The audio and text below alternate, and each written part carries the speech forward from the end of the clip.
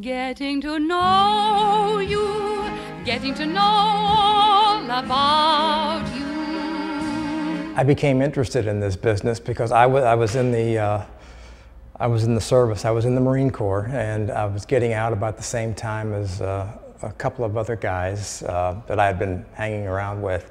And I asked one guy, what are you going to do with your life now? Because I didn't know what I was going to do with mine. And he said, I'm going to college, and I'm going to pursue a degree in television production at Southern Illinois University at Edwardsville. And that just shocked me, that you could get a degree in television production. He said, yeah. And I said, well, I'm going to join you. The very first assignment I had was inserting commercials into the Lone Ranger. I don't want to go into the technology of it, but it involves spooling through the film, finding the natural break, and then putting a little piece of silver tape so that the machines could sense that, okay, the film chain has to stop, and then we'll insert a commercial. So that's what I did in the beginning. And an opportunity came with a company called Bush Creative Services. I got a call.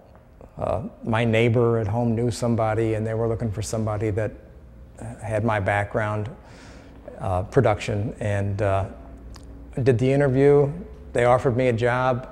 Again, I never really liked news, you know, so it wasn't hard to say yes. So I became a producer for them, and at one point became manager of that department. And shortly after that, they bought an existing production facility, and asked me to go out and run it. And so that's how I got into the facility business. At some point, I had decided that, you know, before I check out, I'd really like to run my own show and control my own destiny. And an opportunity came to purchase Intervision's chief rival, which was Technisonic. While at Technisonic, I also started a nonprofit company, kind of a sister company to Technisonic, called Civil Pictures. And our first documentary was The World's Greatest Fair. It premiered at the Fox Theater. And Mary Strauss had donated to the production. And on top of that, being the ultra generous person that she is, she volunteered the Fox for a premiere. I pull off the highway at Grand, and there's a traffic jam, and I said, great, there must be something else going on. We picked a horrible night to do this. Well, finally we inch up to the Fox, and I see that there is a line of people around the building to see our documentary. That's what the traffic jam was all about.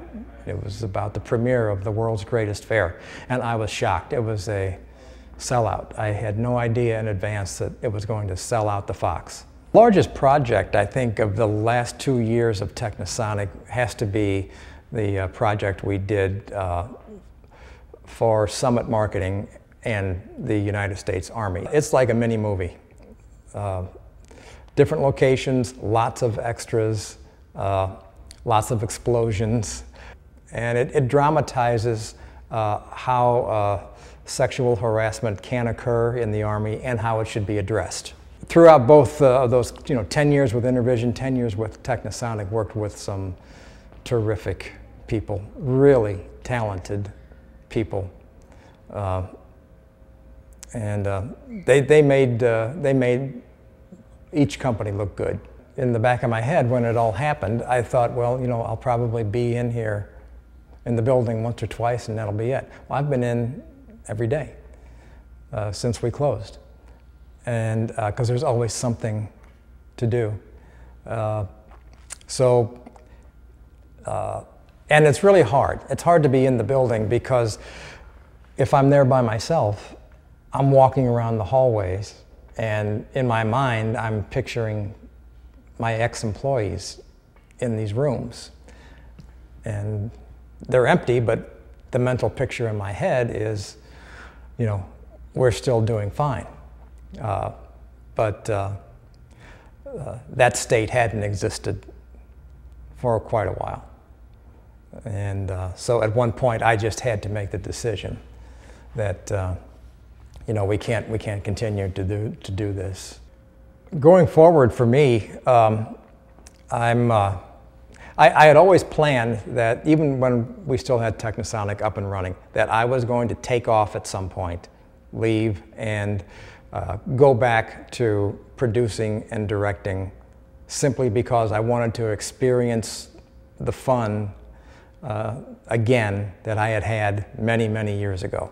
I want to be making those decisions about what to shoot, what to edit, what scene goes where, and just get the creative juices going again.